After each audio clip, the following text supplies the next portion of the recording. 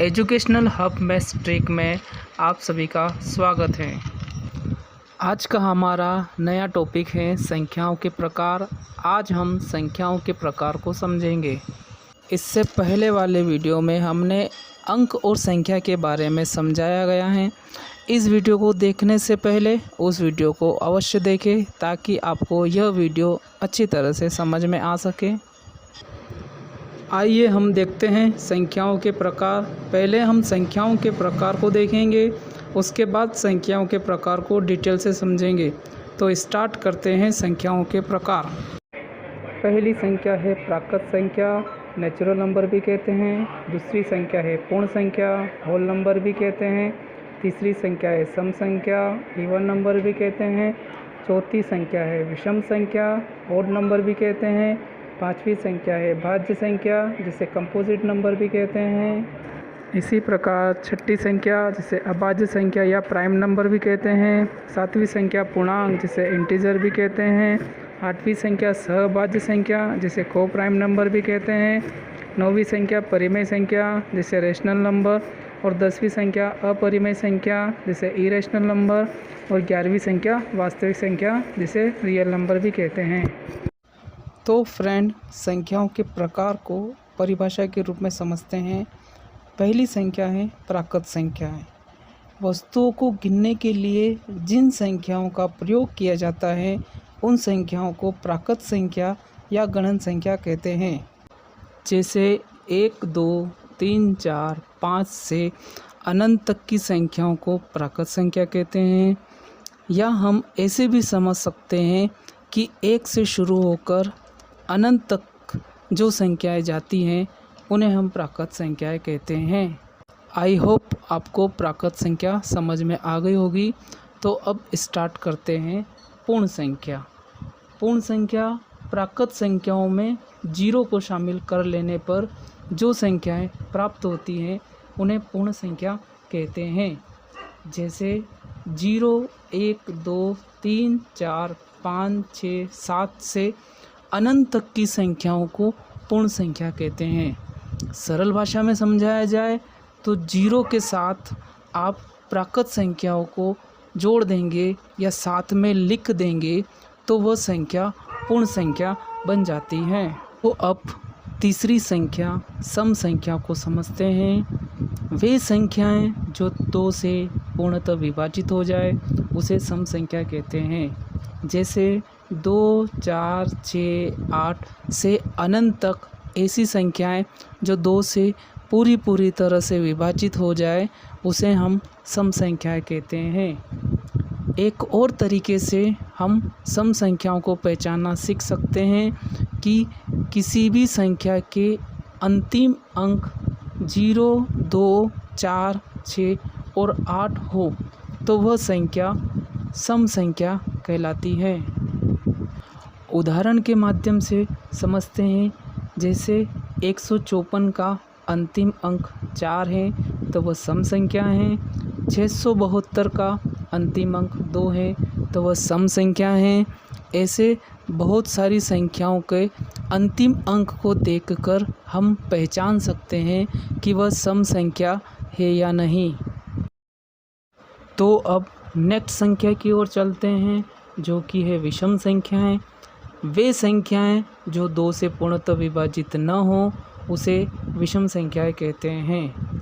सम संख्याओं में देखा था कि 2 से पूर्णतः विभाजित होनी चाहिए, लेकिन विषम संख्याओं में 2 से विभाजित नहीं होनी चाहिए।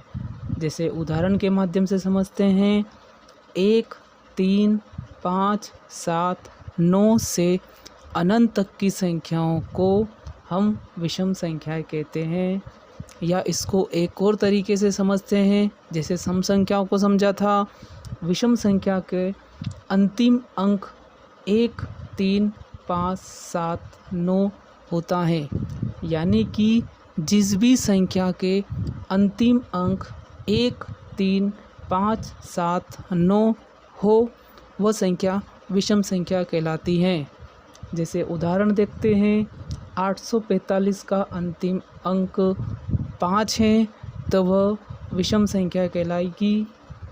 एक और संख्या देखते हैं जो कि 631 का अंतिम अंक 1 है, तो वो भी विषम संख्या कहलाएगी। आई होप आपको विषम संख्या अच्छी तरह से समझ में आ गई होगी और विषम संख्या और सम संख्या के बीच का अंतर भी आपको समझ में आ गया होगा। तो अब हम अगली संख्या को समझते हैं जो भाज्य संख्याएं हैं। वे संख्याएं जो स्वयं और एक के अलावा अन्य किसी भी संख्या से विभाजित हो जाए उसे भाज्य संख्या कहते हैं।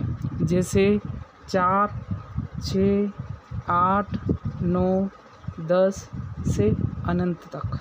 4 एक और स्वयं के अलावा 2 से विभाजित होता है। 6 एक और खुद के अलावा 2 और 3 से विभाजित होता है।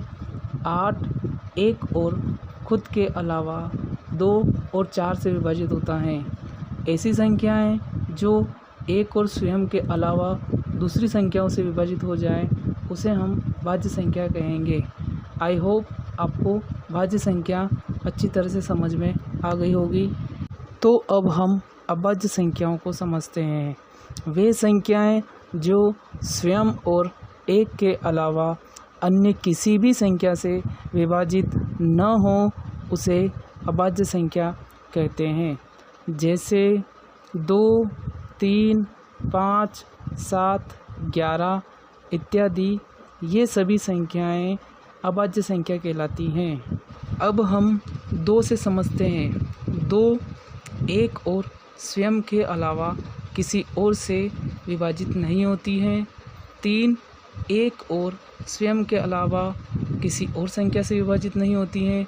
उसी प्रकार 5, 7, 11 इत्यादि संख्याएं जो एक और स्वयं के अलावा किसी और संख्या से विभाजित न हो उन्हीं संख्याओं को अभाज्य संख्याएं कहते हैं। एक नोट करने वाली बात है, एक विशेष प्रकार का अंक होता है जो न ही भाज्य और न ही अभाज्य संख्या होती है।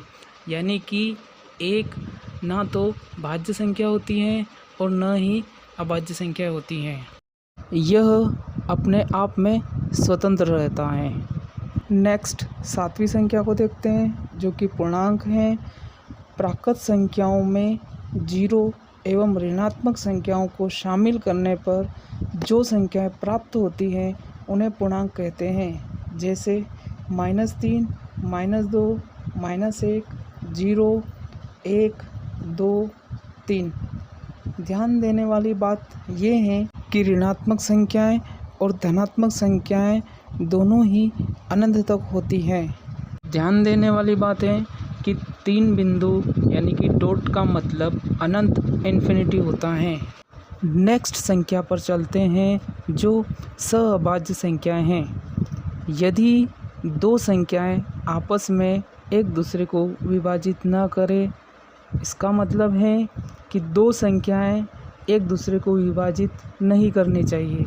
या दूसरे शब्दों में समझें तो 2 संख्याओं का महत्तम समावर्तक 1 हो तो ऐसी संख्याएं सहअभाज्य संख्याएं कहलाती हैं।